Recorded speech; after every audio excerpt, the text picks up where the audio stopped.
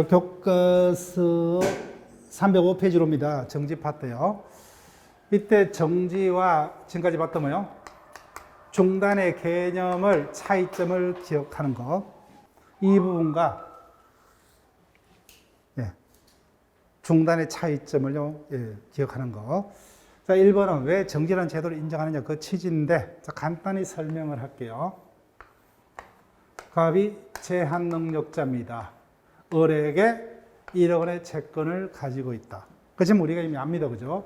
제한 능력자는 자신이 권리를 가지고 있더라도 그 권리를 지켜낼 수 있는 능력이 부족하죠. 근데 소멸시효가 그게 끝나가려고 그래요. 근데 이 같은 사정을 전혀 고려치 않고 소멸시효로 완성시키면 이자들에게 엄청나게 가혹한 결과를 초래한다. 그죠? 그래서 이와 같이 소멸시효가 거의 완성이 될 무렵에 권리자 스스로 뭐요? 중단행위를 하는 것 등이 불가능하거나 곤란한 경우 뭐요? 이와 같은 사정을 반영해서 더 이상 뭐요? 그 사유가 없어질 때까지 소멸시효를 더 이상 진행시키지 않고 뭐요? 딱 멈추게 합니다. 자, 그럼 멈추니까 뭐요? 기존에 경과했던 기간이 뭐요? 그대로 남아있죠. 그 기간이 이미 소멸하는 중단하고 다르다. 그죠? 그 기간이 그대로 남아있다가 그 정지 사유가 끝나면 뭐요? 남은 기간만 처분되는 제도를 정지제도. 그죠? 중단과 개념 차이점을 기억해달라는 거예요. 그래서 정지 사유는 크게 네 가지예요. 정지 기한이 다 얼마냐? 다 6개월입니다. 원칙적으로. 그래서 제한 능력자를 위한 정지 기간. 그죠? 그 제한 능력자가 소멸시효 기간 만료 6개월 내에 법정 대리인이 없는 경우, 특히는 뭐요? 그자 스스로 능력자가 되거나 후임에 법정 대리 취임한 때부터 6개월간. 그 다음에 180조 1항도 똑같습니다. 제한 능력자 등이 뭐야? 아버지 등 뭐야? 친권자 또는 후견에게 권리를 가지고 있어요. 그자가 가지는 권리는 뭐야? 그자가 능력자가 되거나 후임의 법정 대리인들로부터 6개월간은 기다려줍니다. 그 다음, 이 항은 부부간 사이죠. 부부간에도 서로 권리를 가지고 의무를 부담할 수 있죠. 그렇지만 혼인 존속 중에는 권리 행사를 기대하기 힘들기 때문에 이 경우는 뭐예요? 혼인관계가 종료한 때로부터 뭐예요? 6개월간은 기다려줍니다. 상속 재산에 대한 권리도 똑같죠. 상속인의 확정기 등이 있는 때로부터 6개월 동안은 정지가 돼요. 다 정지 기간이 몇 개월입니까? 6개월이죠. 근데 딱 하나, 천재 사별은 정지가 뭐예요? 1개월이다. 그죠? 요거 하나 기억해달라는 숫자는. 여기서 예년에 6개월 하면 속이는 경우가 있었어요. 전쟁이 납니다. 그때는 전쟁 중에 가서 갚아라 못하죠. 그죠? 그때는 그와 같은 사변이 종료한 때부터 1개월간은 기다려준다는 거예요. 정지기간이 다 6개월인데 요거만 1개월이더라. 자, 이제는 끝났어요. 그래서 소멸시효가 완성이 되었습니다. 자, 효과요. 그 소멸시효가 완성되면 뭐예요? 그 효과는 그때부터가 아니라 뭐예요? 처음부터 기산일에 소급하는 효력이 발생한다.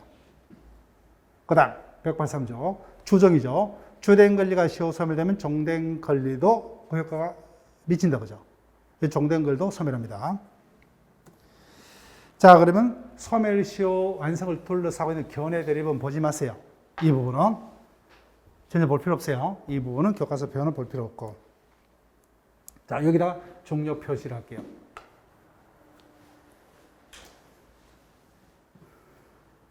우리가 제척기간과의 비교 논점에서 소멸시효는 완성이 되었더라도 뭐요? 구체적으로 이를 통해서 이익을 받을 자가 주장해야 됩니다. 주장치 않으면 법원은 완성을 고려할 필요가 없다 했습니다. 그럼 주장할 수 있는 자는 누구냐? 당연히 이익이 있는 자야 되겠죠. 이익이 없는 자가 주장하면 국가적인 어떤 시간 낭비 뭐야? 돈 낭비죠. 그죠? 그래서 시효 이익을 주장할 수 있는 자는 시효 완성으로 그죠? 직접적인 이익을 받는 자만이 주장할 수 있다. 시효 완성이 되면 권리가 소멸하죠. 그래서 직접적인 이익을 받는 자만이 시효 완성을 주장할 수 있다. 자, 그러면 자, 요령을 말씀드릴게요. 보니까 어디가 애우기 쉬워요? 여기죠, 그죠? 그래서 이 부분을 외워달라는 거예요. 이 부분 뭐요? 주장할 수 있는 자. 자, 일단 이해를 시켜드릴게요. 일반 채권자입니다. 일반 채권자예요. 자, 보세요. 채권자는 누구에게만 채권 행사할 수 있어요? 채무자에게만. 다른 자에게 못합니다. 다른 자에게 못해요. 따라서 보세요. 이자가 채무자입니다. 이자가 채권자죠.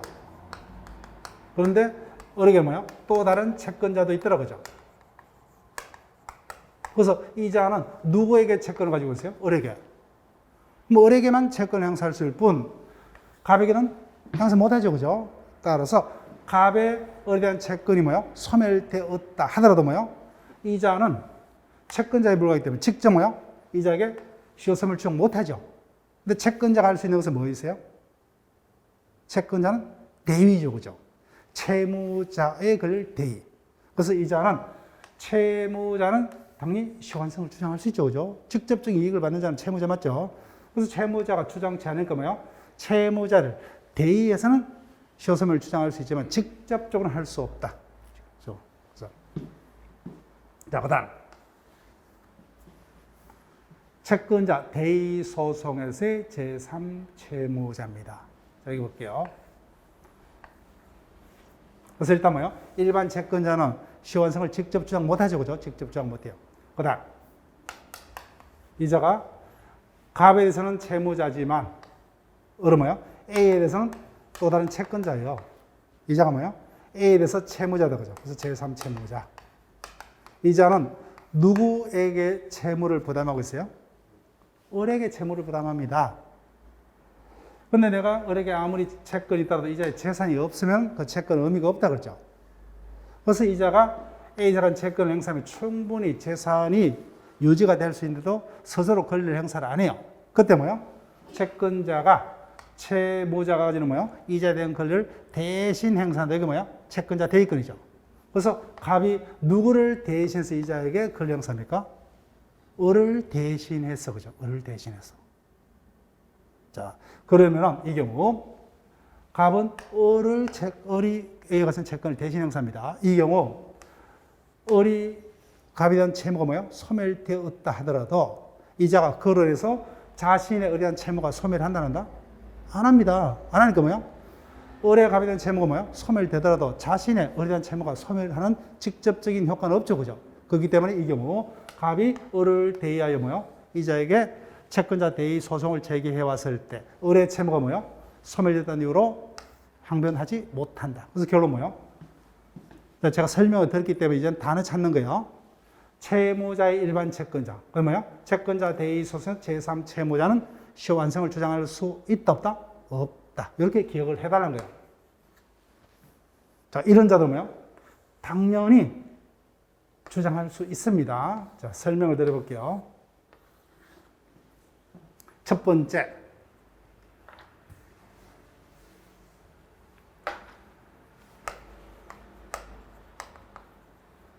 을이 채무자입니다. 채무를 담보하기 위해서 뭐예요? 을의 부동산에 저당권이 설정됐습니다. 그렇지만 여전히 이자가 소유자이기 때문에 매매했고 병이 소유권 취득했죠. 그죠? 소유권을 취득했는데 이와 같은 이자의 부동산에 저당권이 설정이 되어 있습니다. 그럼 어떤 상태예요? 완전한 100%의 소유권을 취득한 겁니까? 저당권이 존재하는 소유권을 취득한 거예요? 저당권이 존재하는 거죠. 근데 이자의 채무가 소멸돼 버려요. 그럼 저당권도 소멸돼 버리죠. 그러면 이자는 완전한 100%의 소유권을 취득하죠. 그죠? 그럼 이자의 채무 소멸에서 직접적인 이익이 있다 없다? 있죠. 그죠? 그러니까 이자는 뭐예요? 시효소멸 주장할 수 있다. 똑같아요. 유치권이 성된 제3채무자. 부동산에 유치권이 설정되어 있어요. 그렇지만 이자가 소유자이기 때문에 매수할 수 있죠. 그렇지만 완전한 소유권이 아니라 뭐야? 유치권의 부담을 받고 있는 소유권을 취득했었죠. 그죠? 근데 피담보 채권이 시효소멸합니다. 그러면 어떻게 돼요? 유치권은 없어지죠. 이는 100% 완전한 소유권이라는 취득에는 직접적인 효과가 발생한다. 가등기가 됐다. 그죠? 그렇지만 이자가 여전히 소유자이기 때문에 이자에게 매도할 수 있죠. 이자 소유권 취득했어요. 그렇지만 완벽한 100%의 소유권이 아니라 뭐야? 가등기가 된 소유권을 취득했죠. 근데 그 전제가 된 채권이 시효소멸합니다. 이제는 뭐 가등기는 뭐야? 없어져 버리죠. 완벽한 소유권을 취한 직접적인 이익을 받는다는 거예요. 따라서 이자들은 그죠? 이자들은 물상보증인은 당연하죠, 그죠? 자 보세요. 채무자가 아님에도 불구하고 채무자의 채무를 담보하기 위해서 자신의 부동산에다가 저장을 잡았어요. 근데 채무자의 채무가 뭐예요? 시효소멸되면 이제는 완벽한 소유자가 되죠, 그죠? 그래서 직접적인 이익을 받는 자. 그래서 이런 자들은 시효소멸을 주장할 수 있는 자다, 짓는 자다. 곰곰이 한번 여러분들이 이 부분을 제 설명을 들으면서 한번 집에서 책을 읽어보세요. 시효 완성은 누구만이요? 그로 인해서 직접적인 이익을 받는 자.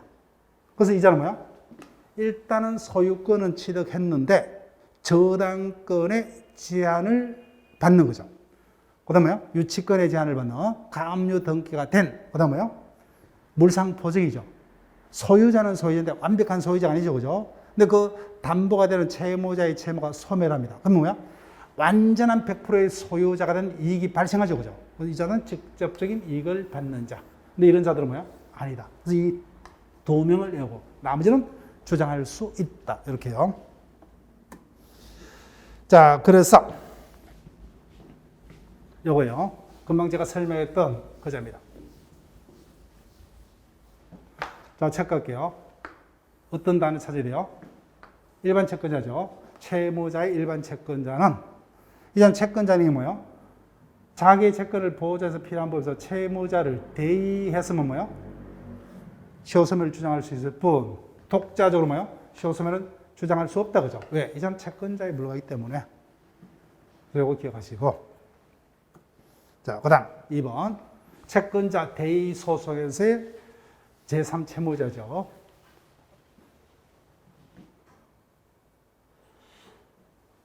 제가 볼게요. 시효소멸을 주장하는 사람은 권리 소멸로 직접적 이익을 받는 사람에 한정되는 바. 자, 이거네요. 소유권 이전 청구를 보호해서 가등기가 종료된 부동산을 양수해서 이전 등기를 마친 제3자. 거기다 체크할게요. 부동산을 샀죠. 소유권 취득했어요. 근데 완전한 소유권이 아니라 뭐요? 가등기가 된 소유권을 취득했다, 그죠? 그런데 가등기의 전제가 되는 피담보 채권이 소멸합니다. 그럼 이자는 뭐야? 100%의 소유권을 취득하면 뭐요? 직접적인 이익을 받는 자 맞죠, 그죠? 그래서 이자는 시효소멸을 주장할 수 있다, 그죠? 있다, 이렇게 돼요. 자, 그래서 우리가 박스 파트에서 이렇게 두 명을 외워달라는 거예요. 채무자의 일반 채권자, 그죠? 채권자 대의 소송에서의 제3채무자는 독자적으로 채무자의 채무가 시효소멸되었음을 주장할 수 없다, 그죠? 나머지 자들은 주장할 수 있는 자다. 이렇게 보시면 돼요. 자, 갑니다. 소멸시효가 완성되면 그 효과는 뭐예요? 기산일에 소급하더라, 그죠? 자, 교과서 보세요. 그러면 그 의미는 이자 있는 채권일자도 뭐예요? 채무자는 언제부터 이자를 지급할 필요가 없어요? 소멸시효가 완성된 때부터가 아니죠, 그죠? 기산일부터 이자를 지급할 필요가 없다, 이렇게 됩니다. 효과서가 된다. 자, 요 조문까지 기억할게요. 다만 시효소멸한 채권이 그 완성 전에 상계를 할 수가 있었다면 누가 상계할 수 있다? 채권자가 상계할 수 있다, 그죠? 또 조문 자체는 지문화가 되었고 또 지문화가 될 수 있다. 자, 이제는 시효가 끝났습니다. 조정이죠. 주된 권리가 시효소멸하면 뭐예요? 종된 권리도 고의력에 미치죠. 따라서 원본 채권이 시효소멸하면 이자 채권도 소멸하고 피담보 채권이 소멸하면 뭐예요? 저당권 등 담보 물권도 소멸하죠. 그래서 이 판례 체크할게요. 이미 출제됐어요. 본래 채권이 시효소멸되었습니다. 이미 채권이 없어졌어요. 그러면 그 채권에 대한 채무 불이익이 있을 수 있어요, 없어요? 없죠, 그죠? 그 이행 불량 손해배상 청구도 뭐요? 인정될 수가 없죠, 그죠? 이미 채권 자체가 없어졌습니다. 채권이 이미 소멸되었기 때문에 채무자가 뭐요? 이행치 않더라도 채무 불이익은 성립할 수 없죠. 그래서 그 채권의 이행 불능을 위한 손해배상 청구도 있을 수가 없다, 그죠? 있을 수 없다. 자, 마지막 조문으로 갑니다.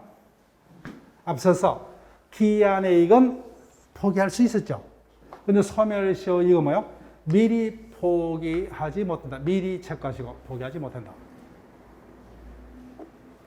강행법규입니다. 강행법규. 자, 왜 이와 같은 조문을 두느냐? 우리가 돈을 빌리고 빌려줄 때는 누가 더 힘이 세요? 채권자가 힘이 세죠. 그래서 미리 채무자로 하여금 이 같은 이익을 포기케 하는 것은 채무자에게 불리, 따라서 허용 안 됩니다.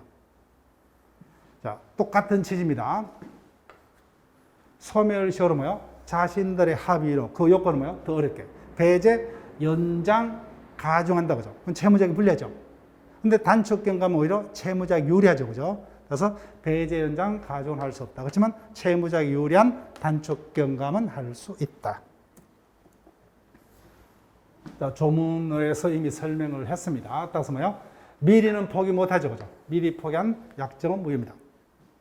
똑같은 지상 법률에게는 뭐요? 그 요건을 더 이렇게 배제, 연장, 가중은 할 수 없다. 그렇지만 단축경감은 채무자에게 유리하기 때문에 허용이 되더라. 근데 제척기간은 아무것도 안 된다 그랬죠.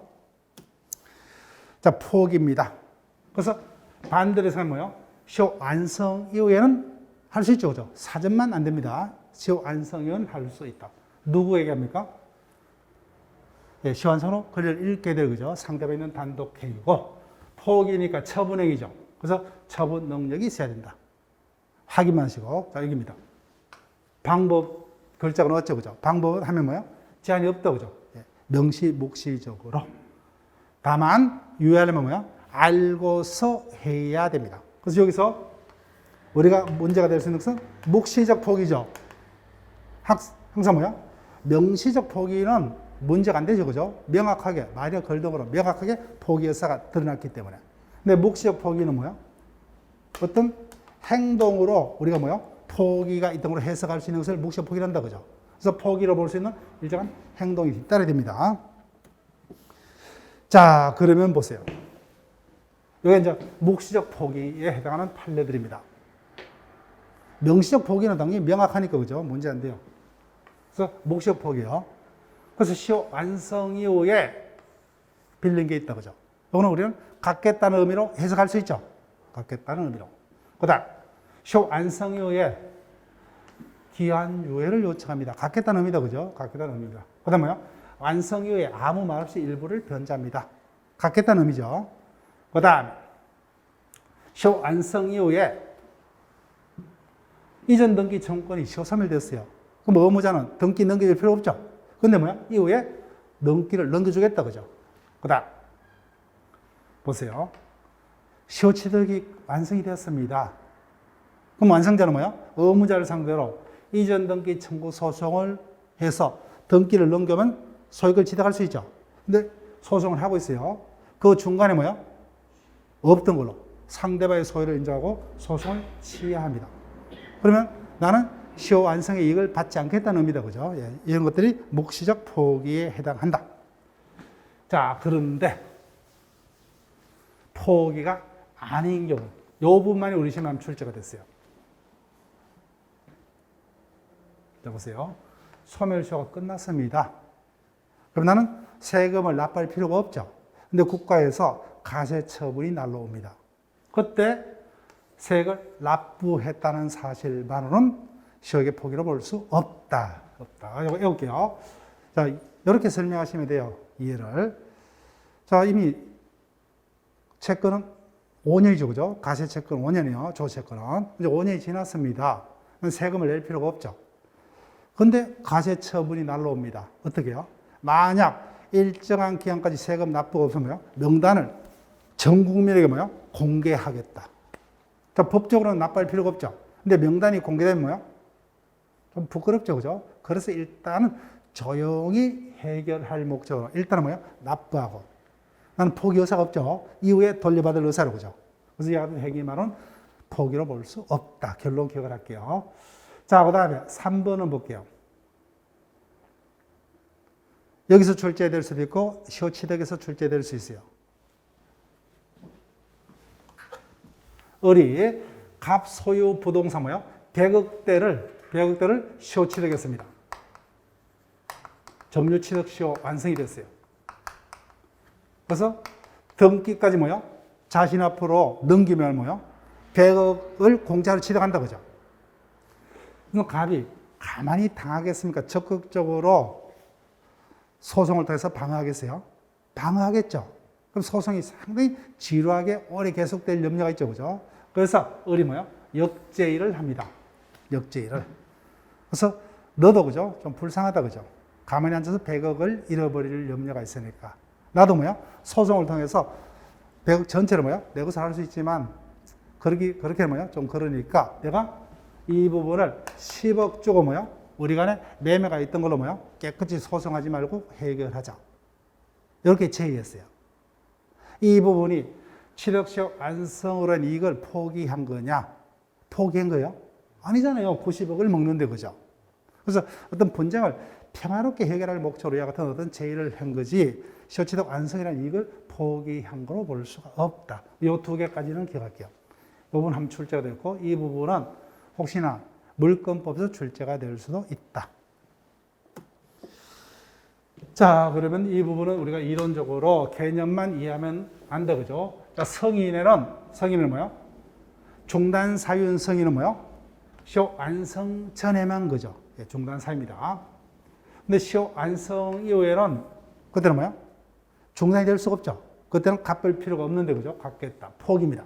시효 완성의 성인은 원칙은 뭐요? 시효이익의 포기로 뭐요? 간주라는 단어를 쓸 수 없죠. 예, 간주는 누구만이 간주할 수 있어요? 법에서만. 그래서 이와 같은 행동은 시효의 포기로 뭐요? 해석될 수 있다. 그런 의미다. 그죠? 추정된다. 자, 효과입니다. 그래서 소멸시효가 완성됐어요. 그럼 내가 채무자라면 갚을 필요 없죠. 근데 갚겠다. 그죠? 책 갚게요. 그럼 언제부터요? 그때부터다. 그죠? 장래량에서. 그때부터 새로입니다. 그 다음에 제일 중요한 게고요. 포기는 절대로 다른 자에게 뭐요? 그 효과가 미치지 않는다. 그죠? 절대입니다. 애 없어요.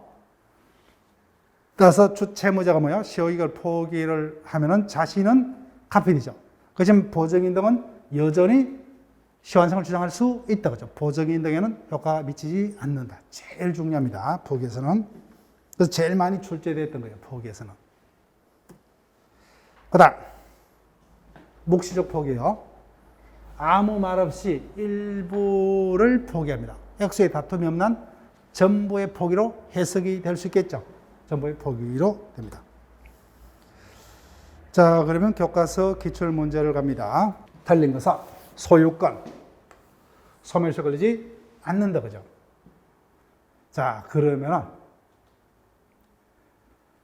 2번 어디다 체크를 해야 되겠어요?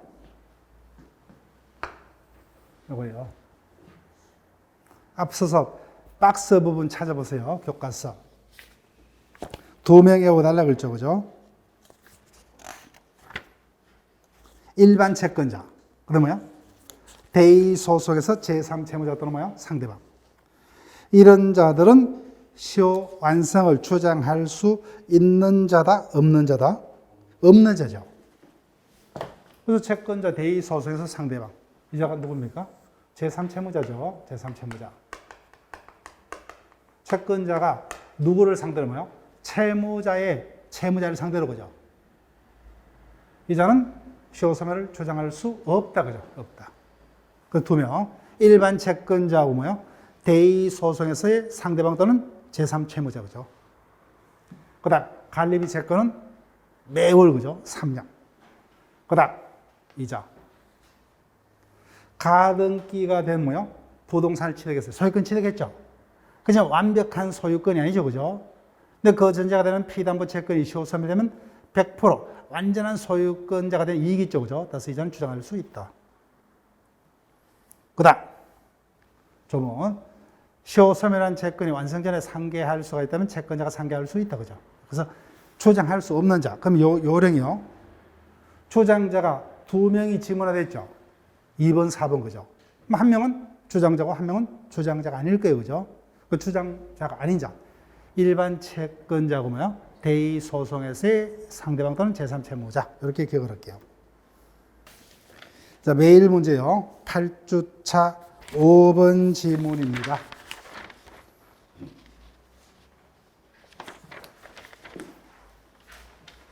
틀린 것은 보세요. 1번 지문. 금방 우리 기출문제 1번하고 똑같죠, 그죠? 똑같아요. 소유권 소멸시 걸리지 않는다. 자, 2번요. 요거요. 일부 청구는 원칙, 나머지 부분은 중단 효과가 미치지 않죠, 그죠? 근데 그 부분이 식상하니까 이렇게 바꿀 수 있다, 그렇죠? 채권자가 동일 목적을 달성할 수 있는 여러 개의 채권을 가지고 있다. 그 중에 뭐야? 하나의 채권만 행사했다, 그죠? 그때는 뭐야? 나머지 채권은 중단 효과가 발생하지 않죠, 그죠? 근데 그 부분을 이렇게 해석을 합니다. 이렇게 풀어요. 그래서 내가 채무자라면 행사치도 않은 채권을 방해하겠습니까? 행사한 채권만 방해하겠어요? 당연히 행사한 채권이겠죠. 행사치도 않은 것은 뭐예요? 중단 효과가 발생 안 하기 때문에 행사한 채권을 방해할 거예요.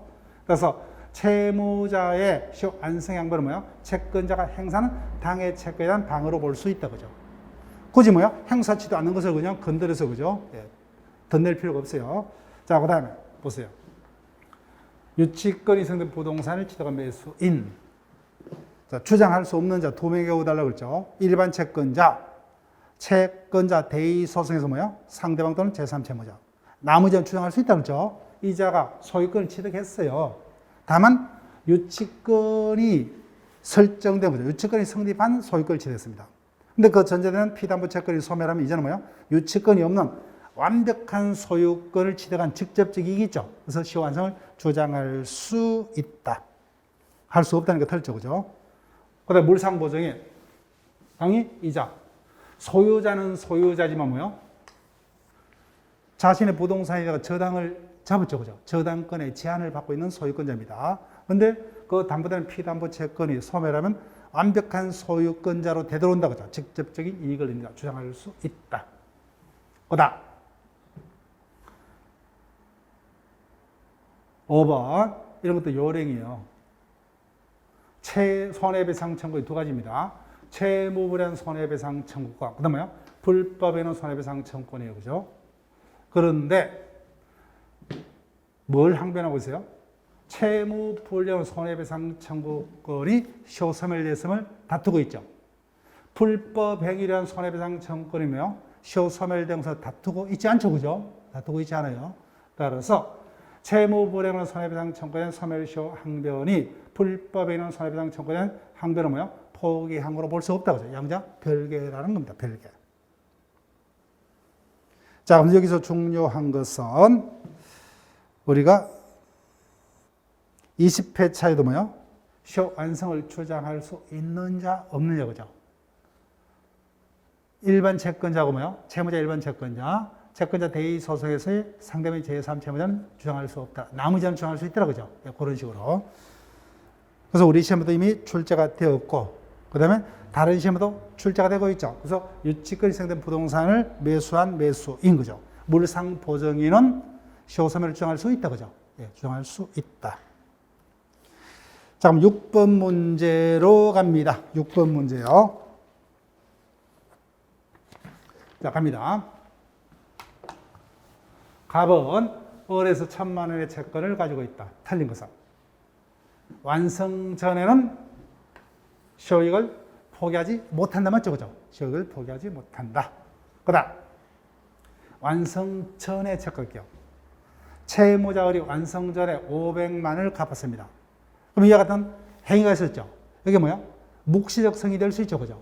액수의 다툼이 없는 전부에 대한 성이죠. 그죠? 전부의 성이. 그 중단이 된다. 그 다음 시효 완성 후 채권기요. 이미 시효가 완성됐습니다. 뭐는 갚을 필요 없죠. 근데 아무 말 없이 500만 원을 갚았어요. 여기 뭐야? 묵시적 포기죠. 그죠? 묵시적 포기. 그래서 특별한 사정이 없는 전부에 대한 포기로 된다. 그죠? 그래서 포기가 있으면 언제부터요? 그때부터죠. 그때부터 새로이, 맞죠? 그죠? 그때부터 새로이 소멸초가 진행된다. 그 다음 5번. 답은 쉽게 떴어요. 원금 채권이 시효 소멸하면 뭐예요? 이자 채권도 소멸한다. 그죠? 183조. 그래서 정답은 5번이 됩니다. 자, 지금까지 우리가 민법 총칙을 다뤘습니다. 그래서 제가 누차 말씀드리지만, 그죠? 우리 시험은 민법 총칙에서 합격 여부가 판가름 납니다. 네, 민법 총칙이 뭐예요? 60%가 출제되기 때문에 우리 시험에 필요한 내가 목표로 하고 있는 대부분의 점수는 뭐예요? 민법 총칙에서 안정적으로 확보를 할 필요가 있다. 그죠? 그래서 민법 총칙은 최대한 꼼꼼히 진행을 했어요. 그래서 민법 총칙은 이미 기출 문제도 많이 존재하고 있죠. 우리가 지금 준비하는 기출이 몇 회차입니까? 25회차죠. 그죠? 그래서 9회차부터 4회차까지 엄청난 기출 문제가 쌓여 있습니다. 그러면 우리 시험에서 뭐야? 출제가 될 수 있는 민법 총칙은 그 기출 지문을 벗어난 지문은 뭐야? 거의 없을 거예요. 있더라도 뭐야? 1개 내지 2개 지문입니다. 새로이 판례가 등장했다든지, 그죠? 그런 경우 아니라면 새로 어떤 지문이 전혀 보지도 못한 지문이 출제될 리는 없어요. 그래서 민법 총칙은 최대한 뭐야? 기출 지문을 여러분들이 논점별로 모아서 반복하시면 민법에서는 최대한 점수, 총칙에서는 확보를 할 수 있다. 그런데 지금부터 우리가 정리할 물권법과 채권법은 그리하지 못하죠. 그죠? 물권법은 총 8문항이 출제가 돼요. 출제. 그래서 물권법 총론에서는 2문제. 점유권이야 뭐요? 강론에서는 나머지 6문제. 총 8문제가 출제가 되는데 민법 총칙보다 뭐요? 교과서 범위는 훨씬 넓죠. 그렇지만 출제 문항수는 3분의 1밖에 되지 않는다. 그죠? 그래서 공부 방법론도 달라져야 된다. 그죠? 그래서 이 부분은 민법 총칙과 달리 모든 부분을 우리가 교과서에 실려에 대해서 볼 필요 없어요.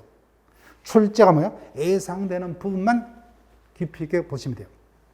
그런데 물권법은 그래도 채권법보다는 쉽죠. 그죠? 우리가 피부적으로 접근이 쉽습니다. 그래서 물권법은 최대 뭐야? 우리가 최소 5문제 내지 뭐야? 6문제까지를 목표로 정합니다. 최소.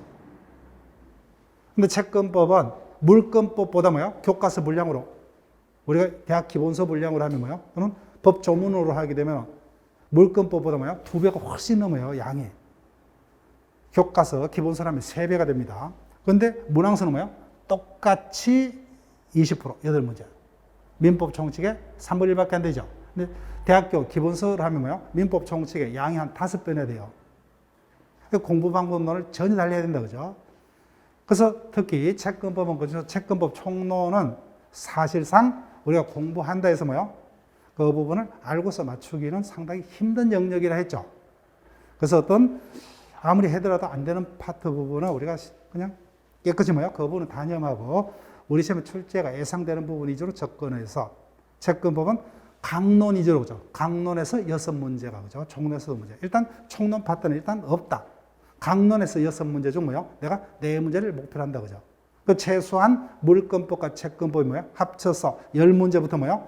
13문제까지를 목표로 하죠. 그죠? 그러면 안정적으로 민법은 70점대 초반부터 뭐야? 70점대 후반, 심지어는 80점대 초반까지 확보가 된다. 그래서 제가 수업 시간에 목표 점수는 민법은 70점대를 목표로 그죠? 자, 물권법 갑니다.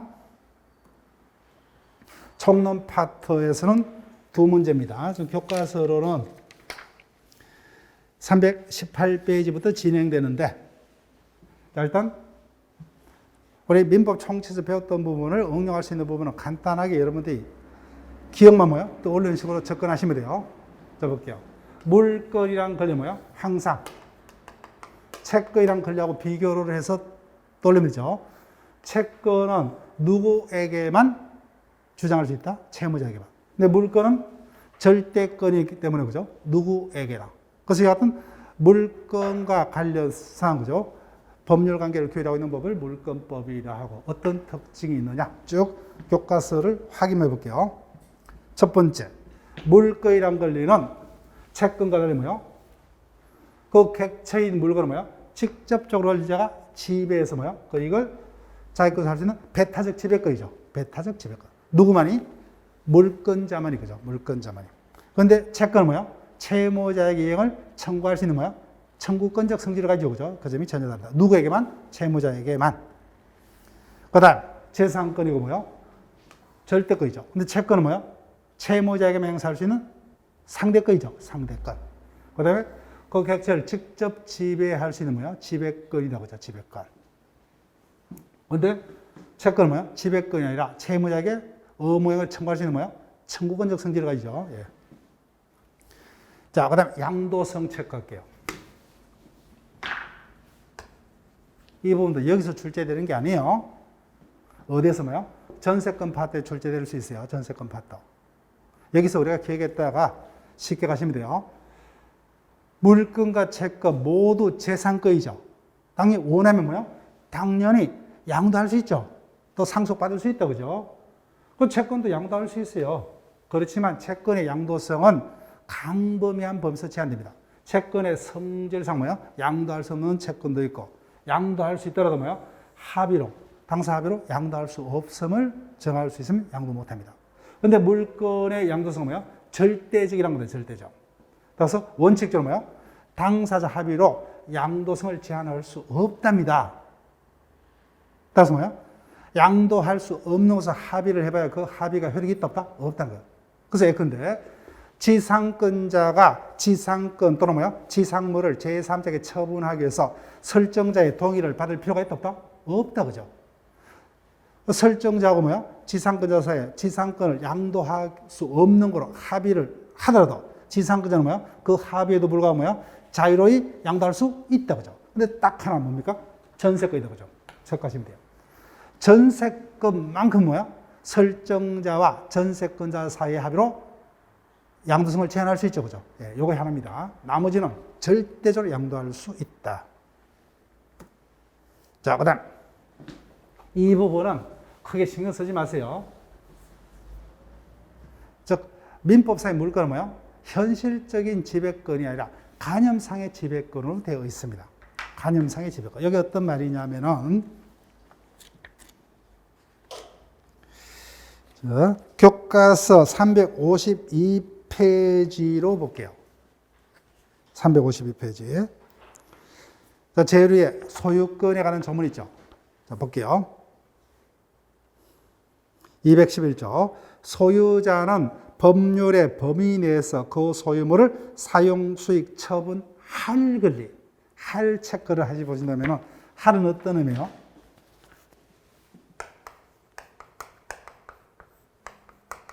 이런 단어의 줄임말이죠, 그죠? 즉, 소유자는 자기 멋대로 뭐요? 그 소유물을 뭐요? 처분할 수 있고, 사용할 수 있고, 그죠? 수익할 수 있고, 할 수 있는 거예요. 현재 하고 있다는 게 아니죠, 그죠? 예. 앞으로 하려면 뭐야? 이 모든 것을 자기가 전면적으로 할 수 있는 그런 의미예요. 여기 간접적으로 돼 있다. 그렇지 뭐야? 점유권이라는 권리는 현재 그 물건은 뭐야? 사실상 지배를 하고 있다고. 이를 점유를 하거든요. 점유가 있으면 그자가 점유할 수 있느냐? 따지지 않고 뭐야? 점유권이란 권리를 인정한다. 그래서 점유권은 현실적 권리로 돼 있음에 반해서 나머지는 뭐야? 그 객체를 일정 범위 내에서 뭐야? 지배할 수 있는 간접적인 권리로 되어 있다. 그런 말이에요. 채권하지 마시고 이론적이기 때문에 그 부분은 안 물을 거예요.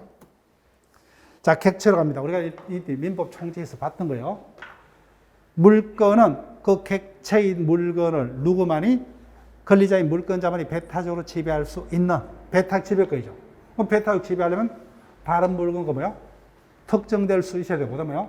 다른 물건과 독립해야 되고, 그죠? 그다음에 현존하는 물건이어야 된다, 그죠? 그다음에 당연히 물건은 물건을 지배할 수 있는 권리죠. 배타적. 그래서 객체는 물건입니다. 채권은 뭐야? 채무자 행위죠, 그죠? 채무자 행위가 객체가 됩니다.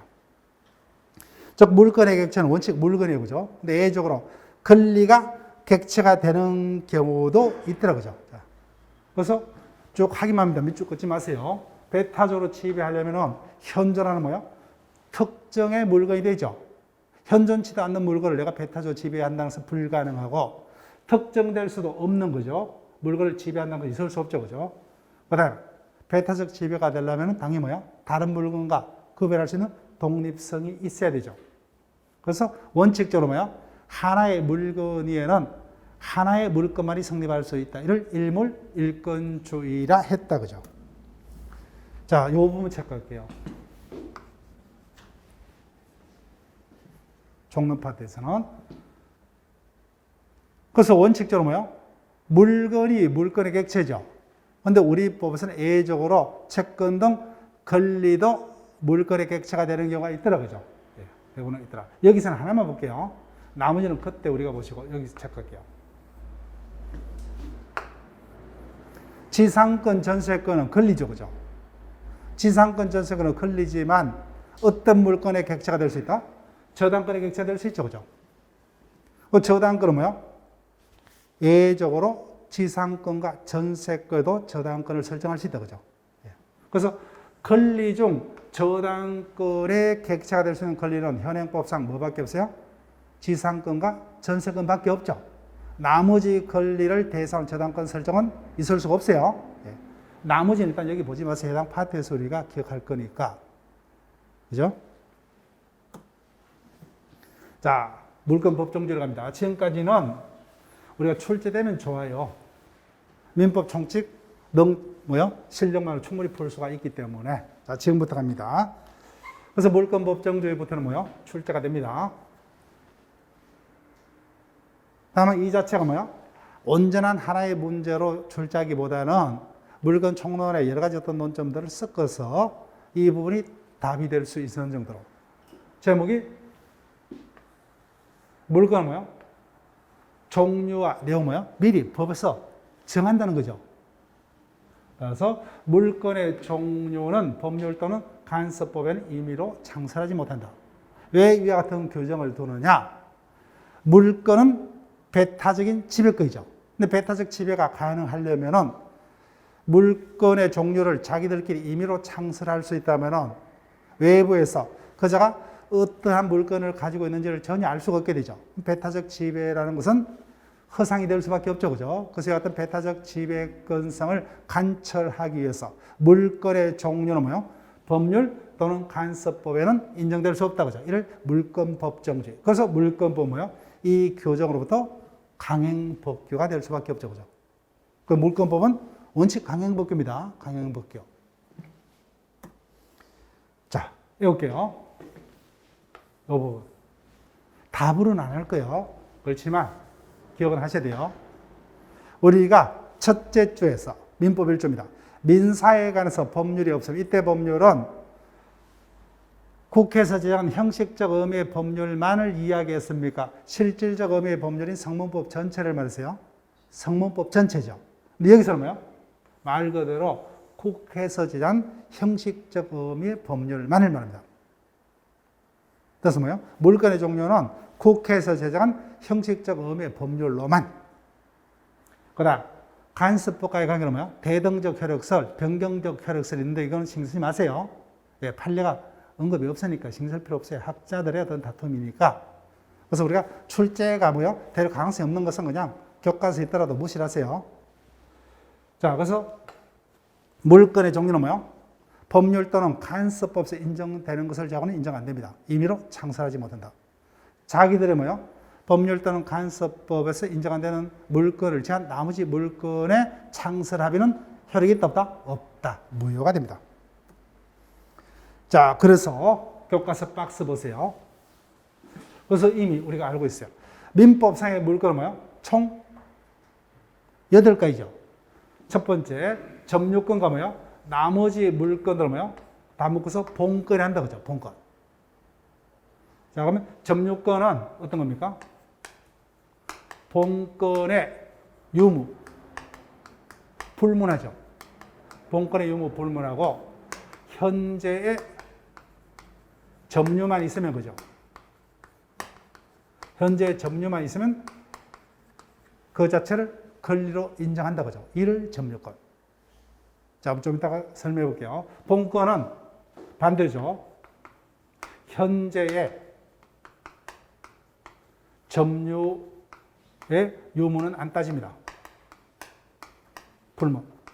불문하고 그 물건을 지배할 수 있는 소유권 등의 나머지 물건은 통틀어서 본권이라 한다, 그죠? 본권. 자, 그러면 여기 볼게요.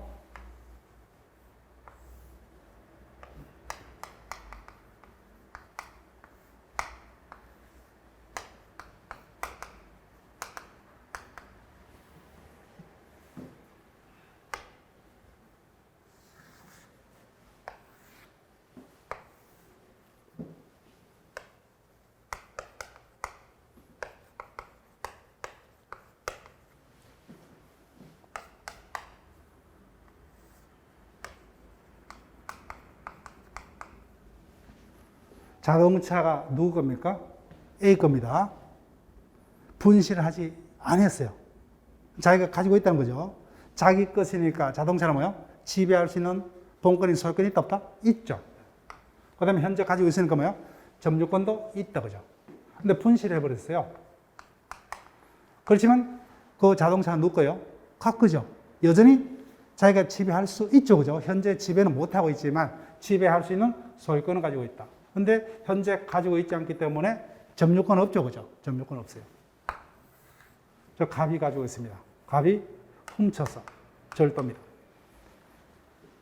그럼 이제는 그 자동차를 지배할 수 있는 본권인 소유권 등은 있다 없다? 없죠 그죠? 없습니다. 그렇지만 현재 가지고 있기 때문에 점유권이 있죠 그죠? 이와 같이 점유권과 소유권은 별개죠. 그래서 점유권이라는 것은 소유권 등 그 객체를 뭐야? 지배를 할 수 있는 이와 같은 본권이 있느냐 안 따집니다. 현재 뭐야? 사실상 지배하고 있다면 그 자체를 걸리는 거죠. 점유권. 반대로 본권 뭐야? 소유권 등은 현재 가지고 있느냐 안 따지죠. 잃어버렸다 뭐야? 빌려줬다 안 따집니다. 그렇지만 그 객체의 물건을 뭐야? 지배할 수 있는 그 중에서 소유권이란 본권은 뭐야? 객체가 가지는 모든 것이죠. 211조 맞죠, 그죠? 사용, 수익, 처분할 수 있는 모든 것을 다 전면적으로 지배한다, 그죠? 그래서 소유권을 전면적 물건. 그런데 제한 물건 뭐예요? 소유권에 속하는 사용, 수익 권능 중 제한된 일부까지만 지배하죠. 그래서 용익 물건은 뭐예요? 그 중에서 사용, 수익 권능까지만 그죠? 지상권, 지역권, 전세권 이해등하고 그 다음에 유치권, 질권, 저당권 등 담보 물건은 뭐예요? 처분 권능만을 지배를 하더라고요. 그죠? 그래서 이를 제한 물건이 하더라. 그래서 민법상의 물건 종류는 8가지고 그 중에서 물건은 물건에 대한 권리입니다. 객체는 물건이죠. 그 중에 동산에만 성립할 수 있는 거죠. 용익 물건은 부동산에만 성립할 수 있죠. 용익 물건 뺍니다. 그 다음에 저당권은 뭐예요? 원칙적으로 그 목적물 뭐예요? 설정자가 여전히 점유 사용하면서 그 물건에 관한 교환가치만을 지배하고 있죠. 근데 이 같은 저당권의 존재와 내용을 공시를 할 수 있는 것만이 객체가 될 수 있다고 하죠. 이를 공시할 수 있는 수단이 등기죠, 원칙적으로. 그래서 원칙적으로 뭐야? 저당권은 부동산을 대상한다고 하죠. 그 동산은 원칙적으로 저당권의 객체가 되지 못한다. 다만 동산이라도 등기 등록으로 공시될 수 있는 자동차, 선박, 항공에는 객체가 될 수 있다. 그 다음에 동산에는 뭐요? 또 4가지가 될 수 있죠, 그죠? 점유권, 소유권, 유치권, 질권. 그럼 부동산에는 뭐요? 뭐만 빼면 돼요? 질권의 객체는 동산에 하나죠, 그죠? 동산. 그러니까 질권을 뺀 나머지가 부동산에 설정돼서 물건이 됩니다. 자, 이제 하나 남았어요. 판례가 인정하는 뭐요? 간섭법상의 물건은 3가지죠, 그죠? 동산의 양도담보, 그 다음에 뭐요? 분묘 기지권, 간섭법상의 법정지상. 나머지는 없죠, 그죠? 나머지 없어요. 그래서 여기까지 하고 뭐요? 쉬었다가, 자, 여기 볼게요. 원청권. 없죠, 그죠? 원청은 없어요. 민법도 없고, 간섭법도 없죠, 그죠? 원청권은 물건이 될 수 없다. 그 다음에 사도 동행권이랑 권리 못 받죠, 그죠? 없다. 법률도 없고, 간섭법도 없죠, 그죠? 물건이 아니에요. 그 다음에 권리인공은 이용권, 그죠? 그 물건 없었죠, 그죠? 그래서 뭐만 외우면 돼요? 민법상의 물건 종류 8가지. 그 다음에 간섭법상의 물건 3가지 빼놓고 뭐예요? 어떠한 물건도 없다, 그죠? 예, 그렇게만 기억을 해달라 그랬죠. 그래서 4번요. 양수인입니다. 건물. 부동산이죠. 그래서 건물을 내가 샀습니다. 언제 소유권을 취득합니까? 이제 등기해야죠. 그런데 미등기 건물을 양수한 자가 등기를 못 넘겨받았어요. 그럼 이자는 소유권 취득했다 못했다? 못했죠. 이런 자들에게 그죠? 소유권에 준한 간섭법상의 물건이 있을 수가 없죠, 그죠? 네, 있을 수 없어요. 언제 소유권 취득해요? 자신하고 이전 넘기 해야 됩니다. 이전 넘기 해야 돼요. 자, 그다음 5번 여기다가 중요 표시를 해두시고 이 부분부터 뭐요? 우리가 잠시 쉬었다가 진행을 할게요. 네, 잠시 쉬었다가.